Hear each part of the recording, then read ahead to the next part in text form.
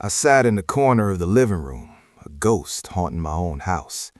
The wheelchair squeaked slightly every time I shifted my weight, a sound that usually grated on my nerves, but today felt strangely grounding.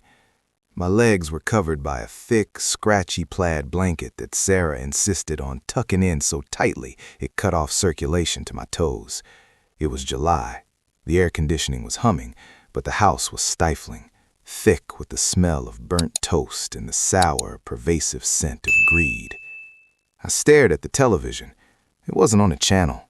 It was just static, a gray, fuzzy storm of white noise that I'd been watching for 45 minutes. My head lolled to the left, my jaw hanging open just enough to look vacant, pathetic. It was a mask I wore with the practiced ease of a man who had once spent 8 months undercover in a neo-Nazi compound in Idaho without blinking. Back then, a single slip meant a bullet to the back of the head. Now, a slip just meant my daughter would realize the vegetable in the corner was actually recording her felonies. Sarah and Greg were in the kitchen. They didn't bother whispering anymore. Why would they? To them, I was Arthur, the retired accountant whose brain had been scrambled by a series of mini-strokes 2 years ago. I was a drooling burden, a debit on their balance sheet that refused to clear. They didn't see the man who had spent 40 years in a bureau. They didn't see the agent who had dismantled the Sinaloa cartel's Midwest distribution network with nothing but a wiretap and patience. They saw a checkbook with a pulse. Greg's voice carried from the kitchen, loud and irritated. He was always loud. He was a man who confused volume with authority. "I tried," Sarah replied, her voice tight with stress. "He needs the signature on the power of attorney form before he can release the liquidity. Dad's hand was shaking too much yesterday." "Make him sign it today," Greg snapped. I heard the refrigerator door slam. "Guide his hand if you have to. Just get it done." The guy from the syndicate called again. "He's not asking nicely anymore, Sarah. He mentioned the car." I didn't react. I kept my eyes fixed on the static snow. Inside, my heart rate remained steady at 60 beats per minute. Fear was a luxury I couldn't afford. It's a strange thing, watching your own flesh and blood strip mine your life while you sit 3 feet away. They think silence is weakness. They think old age is a surrender. But I've worn wires next to hitmen who would skin you alive for looking at them wrong. If you've ever been underestimated by the people who should have protected you, hit that subscribe button. You need to see how the wolf wakes up. Sarah walked into the living room a moment later. She was holding a bowl of oatmeal. It was steaming hot. She always served it too hot, as if burning my tongue was a subtle punishment for still being alive. "Here comes the airplane, Dad," she said, her voice dripping with that sickening, patronizing tone she reserved for me. She shoveled a spoonful into my mouth before I was ready. It scalded the roof of my mouth. I flinched, letting a bit of oatmeal dribble down my chin. It was humiliating, it was degrading, and it was perfect. "Oh, look at you," she sighed, grabbing a rough paper napkin and scrubbing my face hard enough to chafe the skin. "You're a mess. Greg is right." She pulled her phone out of her pocket with her free hand. "Yeah, I'm feeding him now," she said into the receiver, turning away from me. "Listen, about the offshore transfer. Can we structure it? Yeah, break it up, under 10,000. She was standing 2 feet away from me, discussing federal wire fraud while wiping oatmeal off my face. Greg walked in, carrying a glass of amber liquid. It was my scotch, the 25-year-old single malt I had been saving for my retirement. He took a swig, grimacing. He didn't even appreciate it. He drank it like it was cheap beer. He plopped down on the sofa next to my wheelchair. He smelled of stale sweat and desperation. He pulled out his phone and put it on speaker. "Chow," Greg said. I know what I owe. Look, the old man is practically gone. We're liquidating the house. The equity line is huge." A voice crackled from the speaker, low and menacing. "I don't care about the equity line, Greg. I care about my money. Friday, or we take the house." "Friday," Greg promised, his voice trembling slightly. "I swear. Friday is his birthday party. We're doing the announcement then, moving him to the facility. Once he's out, we sell." "Friday," the voice repeated, and the line went dead. Greg exhaled a long, shaky breath. He looked at me. His eyes were cold, dead things. "You're finally good for something." He leaned over and patted my cheek. It was a hard, disrespectful slap disguised as affection. "Just die already, Arthur." I stared past him, at the static. My hand twitched under the blanket. I wanted to reach out and crush his windpipe. I knew exactly how to do it. 3 pounds of pressure on the hyoid bone. It would take 4 seconds. But I couldn't. Not yet. I needed the chain of evidence to be unbreakable. I needed them to bury themselves so deep that no lawyer in the world could dig them out. My hearing aid whined slightly in my ear. It wasn't a hearing aid. It was a high-fidelity receiver linked to a cloud server. Every word Greg had just said to Tony, a known enforcer for the Ritchie crime family, was already uploaded, timestamped, and encrypted. The trigger for the final phase of the operation came the next morning, a Tuesday. I was parked at the kitchen table, staring at a piece of dry toast. Greg was going through the mail. He ripped open an envelope with the Treasury Department seal. It was a fake pension statement I had forged myself on my old typewriter in the attic before they moved in. It showed a monthly payout of $800. Pitiful. Useless, Greg sneered, crumpling the paper and tossing it into the trash can. 40 years of bean counter, and this is what he has to show for it. He picked up the next envelope. It was thick. First National Bank. He tore it open. His eyes scanned the page, and then they lit up with a manic glee. "Capital!" he shouted. Sarah ran in from the laundry room, drying her hands on a dish towel. "What?" "The refinance," Greg said, holding the paper up like a trophy. "It went through. The bank bought the signature. They think the old man signed the power of attorney yesterday. We have access to the equity line. $300,000, Sarah." Sarah stopped. Her shoulders slumped, not with shame, but with relief. "Oh, thank God," she sighed. She walked over and hugged him. "We can pay off Tony." Greg grinned. "We put it into that crypto scheme Mark told me about. We double it in a month. We'll be rich, babe." Sarah asked, glancing at me.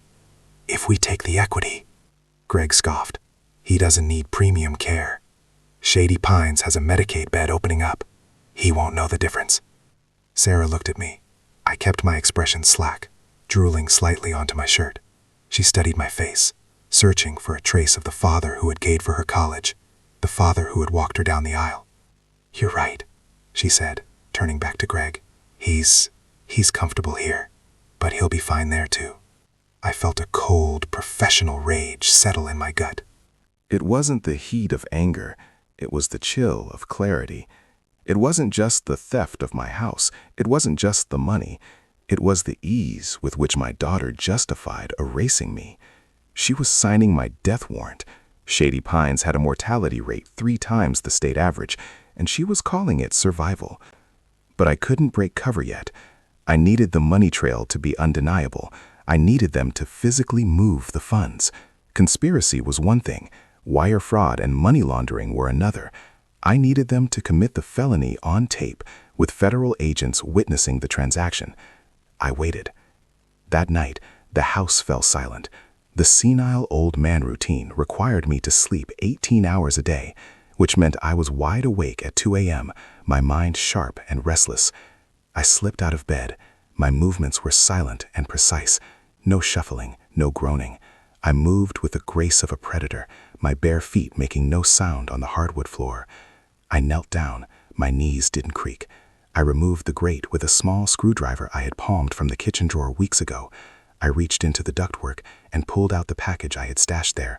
It was a manila envelope. Inside was a dossier provided by my old handler, Agent Miller. I sat by the window, the moonlight illuminating the documents. I flipped through them. Photos of Greg meeting with Tony in a diner parking lot, bank statements showing Sarah funneling my Social Security checks into shell companies registered in Delaware. They weren't just stealing from me. They were using my senile identity to wash dirty money for the local syndicate. Greg wasn't just a gambler, he was a mule, and Sarah was the accountant. They had turned my legacy into a laundromat. I memorized the account numbers. I memorized the dates. I put the dossier back in the vent and screwed the grate back on. I lay back in bed, staring at the ceiling. The rage was a tight knot in my chest, but I pushed it down. Emotions get you killed. Procedure gets you justice. The next afternoon, I initiated the contact. In reality, it was so she could go get her nails done without having to look at me. She parked my wheelchair by the duck pond, locked the brakes, and left me with a bottle of water I couldn't open. "Be good, Dad," she said, checking her reflection in the car mirror. She drove off. 10 minutes later, a man in a gray jogging suit sat on the bench next to me. He was older, balding, tying his shoe. He didn't look at me. "The birds are hungry today, Arthur," the man said quietly. It was Miller, Saul Miller, my partner for 20 years, the man who had pulled me out of a burning warehouse in Brooklyn in '88. "They're eating the house, Saul," I whispered. I didn't move my lips. I kept my eyes fixed on a mallard floating in the pond. "They accessed the equity line. They're moving the funds to the Cayman shell account tomorrow." Miller nodded, tossing a crumb to a pigeon. "We have the wiretap on Greg's phone. We heard the conversation with the syndicate boss. They're pressuring him hard. If he doesn't pay up by Friday, they're coming for the house. And you." My grip on the armrest tightened.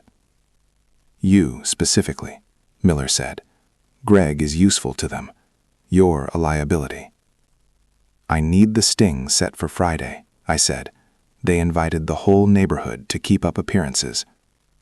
"Friday is tight, Artie," Miller murmured. "We need the warrants signed."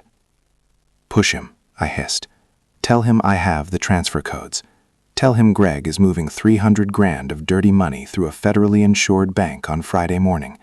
That's wire fraud, money laundering, and elder abuse, all wrapped in a bow." Miller chuckled softly. "You haven't lost your touch. You sure you can hold the act that long? Greg is getting volatile." "I took down the Chicago outfit in '95, I said, a grim smile barely touching my lips. "I lived in a basement with a rat named Vinny for 6 months." Miller stood up. He stretched. "Friday, noon. We'll be listening." "Tap, tap, tap, tap," I confirmed. He jogged away. I slumped back into my chair, letting my jaw go slack, letting my head drop. Just in time. Sarah's car pulled up to the curb. She got out, looking annoyed that she had to interact with me. Her nails were fresh, bright red, paid for with my money. "Come on, Dad," she sighed, unlocking the brakes on the chair roughly. "Let's get you home. Greg is cooking. He's making steak. You can have—" I looked at her. I really looked at her. I looked for the little girl who used to sit on my lap and ask me to read her stories. I looked for the teenager who cried when her goldfish died. I didn't see her. I saw a stranger. I saw a criminal. I felt the last tether of paternal love snap. It was a physical sensation, like a rubber band breaking in my chest. She wasn't my daughter anymore. She was a suspect, and the investigation was about to close. The living room buzzed with the forced, brittle gaiety of a funeral disguised as a celebration. The air was thick with the scent of cheap cologne, stale cake, and the undercurrent of deceit. Balloons, shiny and gold, floated near the ceiling, spelling out 80 in a mocking, cheerful font. They bobbed in the draft from the air conditioner, tethered by ribbons that looked like golden nooses.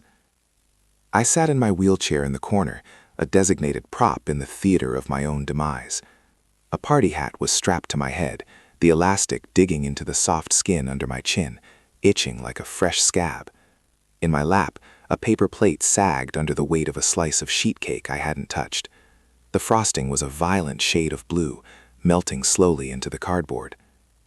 The room was filled with faces I recognized but didn't know. Neighbors who had watched my lawn grow wild over the last 2 years and offered nothing but pitying glances. Church members who brought casseroles but never stayed to talk. And then there were Greg's associates, men with shifting eyes and expensive watches, men who smelled of sulfur and bad loans. They swirled around the room, drinking my liquor, eating my food, and waiting for the show to begin. Greg held court by the fireplace. He leaned against the mantel, a glass of my vintage whiskey in his hand, swirling the amber liquid with the arrogance of a king surveying his conquered lands. His face was flushed, shiny with sweat and adrenaline. He looked like a man who had just bet the house on black and watched the wheels slow down. He was high on the proximity of the crime, intoxicated by the idea that he was moments away from pulling off the heist of a lifetime. Sarah stood by his side, her hand resting lightly on his arm. She wore a simple black dress, somber and tasteful, the uniform of the grieving daughter. She played the part perfectly. I watched her lean in to whisper to Mrs. Gable, the neighborhood gossip who lived 2 doors down. "It's so hard, Brenda," Sarah murmured, her voice catching just enough to sound authentic. "But the doctors were adamant. He needs 24-hour professional care. The facility is expensive, God knows, but we're willing to sacrifice everything for him. Safe. That was the word they used to sanitize the cage. I watched them circulate, my eyes tracking every movement, every glance, every subtle nod. My internal clock was ticking, synchronized perfectly with the team waiting in the unmarked plumbing van parked 3 houses down. I shifted my hand on the armrest of the wheelchair. It looked like a nervous tic, a spasm of old age. Tap. I paused. Tap, tap. I waited a beat. Tap. It was a rhythm I had drummed on interrogation tables and prison cell bars for 4 decades. The signal. Green light. The bug sewn into the collar of my cardigan picked it up, transmitting the dull thuds to a receiver half a mile away. Greg set his glass down on the mantel with a sharp clack. He pulled a silver spoon from his pocket and tapped it against the crystal vase on the table. Ding. Ding. Ding. "Everyone, if I could have your attention, please," Greg boomed. His voice filled the room, demanding silence. The chatter died down. Heads turned. "Thank you all for coming. Today is a special day. 80 years. He walked toward me, beaming. The crowd parted. He placed a heavy hand on my shoulder, squeezing just hard enough to hurt. "We love Arthur," Greg continued, looking out at the audience, performing for the jury of public opinion. "He's been the patriarch of this family, a rock. But as many of you know, time is a thief. His mind?" He paused for effect, letting a solemn hush fall over the room. Sarah wiped a tear from her eye. "It breaks our hearts," Greg said, his voice dropping to a respectful, tragic register. "But Sarah and I have made the difficult decision to move him to Shady Pines tomorrow. It's the best place for him. To finance his care." He reached into his jacket pocket. He pulled out a document. It was folded in thirds, crisp and white. The power of attorney transfer. The final nail in the coffin they had built for me. He uncapped a pen. He knelt beside my chair, bringing his face level with mine. His breath smelled of scotch and mints. His eyes were bright, manic, laughing at me. "Dad," he said loudly, projecting his voice so everyone could hear the loving son guiding the confused father. "Just sign here like we practiced. It's for your new room." He pressed the pen into my hand. He placed the paper on the tray table attached to the wheelchair. I looked at the pen. It was a Mont Blanc. My Mont Blanc. The one I had bought when I made assistant director in '98. I looked at Sarah. She was standing behind him, wringing her hands. She wouldn't meet my eyes. She stared at the floor, studying the pattern of a rug, ashamed, but complicit. She had sold her father for a cut of the profits. I looked down at the paper. The signature line waited, a blank space demanding my surrender. I reached out a trembling hand. My fingers brushed the paper. I let the pen hover, shaking violently, playing the part until the very last second. The room held its breath. Then, I stopped trembling. The tremor vanished instantly, as if a switch had been flipped. My hand became steady as stone. I sat up straight. I rolled my shoulders back, the vertebrae popping audibly as I shed the hunch of the invalid I had worn for 2 years. I reached up and pulled the party hat off my head. I didn't rip it. I removed it with dignity, setting it gently on the side table, next to the untouched cake. I turned my head. I looked Greg dead in the eye. The fog that had covered my gaze for 700 days evaporated. The confusion, the vacancy, the fear, it all burned away, replaced by the steely, cold stare of a man who had stared down domestic terrorists in bunkers and cartel bosses in penthouses. "I don't think I'll be signing that, Gregory," I said. My voice was clear. It was deep. It was resonant. It boomed through the silent room with an authority that made the windows rattle. Greg froze. He blanked, his brain unable to process the data. He looked at me, then at the paper, then back at me. "Dad, what? You're having a lucid moment. That's good. That's great. Just sign the—" I said no. I cut him off. My voice was a whip crack, sharp and violent. I leaned forward. "And I think you're the one who's confused, son," I said softly, but the silence in the room carried every syllable. "You think this document transfers my assets to your control, but you didn't read the fine print on the bank transfer you tried to authorize this morning." Sarah stepped forward, her face draining of color until she looked like a ghost. "Dad, I'm saying," I said, grabbing the armrests of the wheelchair. I stood up. I didn't struggle. I didn't wobble. I stood up in one fluid, powerful motion, kicking the footrests aside with a loud metallic clang. I stood in my full height, 6 feet and 2 inches, towering over Greg, who was still kneeling on the floor. "I'm saying that transferring funds over $10,000 to a known shell corporation monitored by the FBI constitutes wire fraud," I declared, looking down at him. "And doing it while conspiring to launder money for the Ricci syndicate adds a RICO predicate. That's 20 years, Greg." The room gasped. It was a collective intake of breath that sucked the oxygen out of the space. Mrs. Gable dropped her wine glass. It shattered on the hardwood, red wine splashing like blood, but no one looked at it. Greg scrambled backward, crab walking away from me until he hit the coffee table. He stood up, knocking over a vase. You, he whispered. His voice was trembling. He looked at the man standing before him, the man he thought was a vegetable, and saw a stranger. I reached into the inside pocket of my cardigan, the beige, old man cardigan I had worn to look harmless. I pulled out a leather wallet. I flipped it open. The gold badge caught the light of the chandelier. "I'm Special Agent Arthur Penelligan, retired," I said. I looked at the front window. I nodded once. The front door burst open with a crash that shook the house. "Federal agents! Nobody move!" The caterers, men and women I had hand-picked from the field office, dropped their trays of hors d'oeuvres.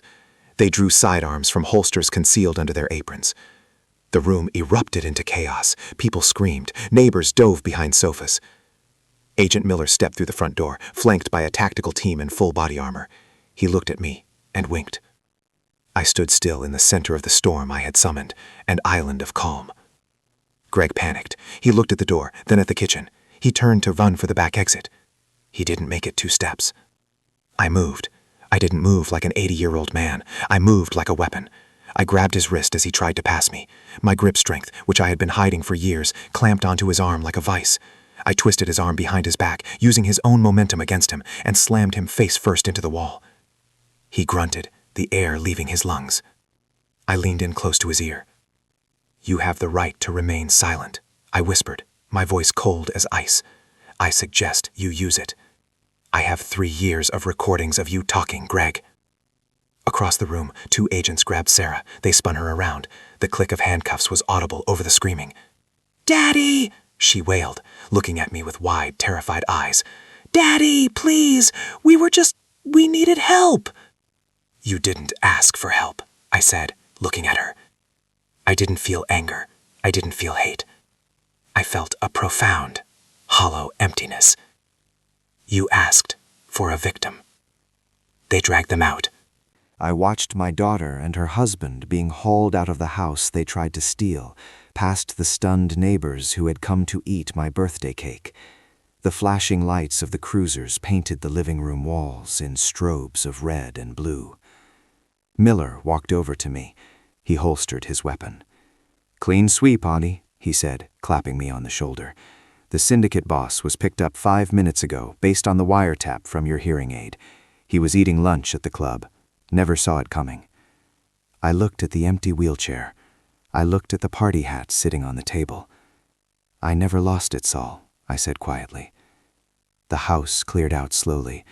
The police taped off the study as a crime scene.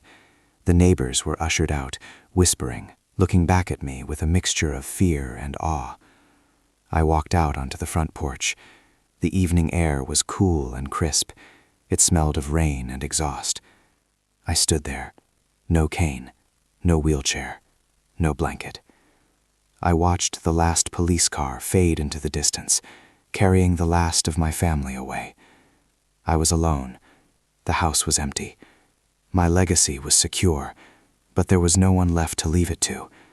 The grief was there, a heavy stone in my chest, mourning the daughter I wished I had, the family I pretended to have for the neighbors.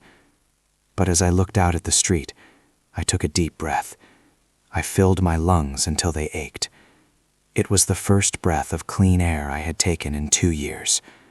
I wasn't a burden. I wasn't a victim. I wasn't a senile old man waiting to die. I was Arthur, and I was back on duty.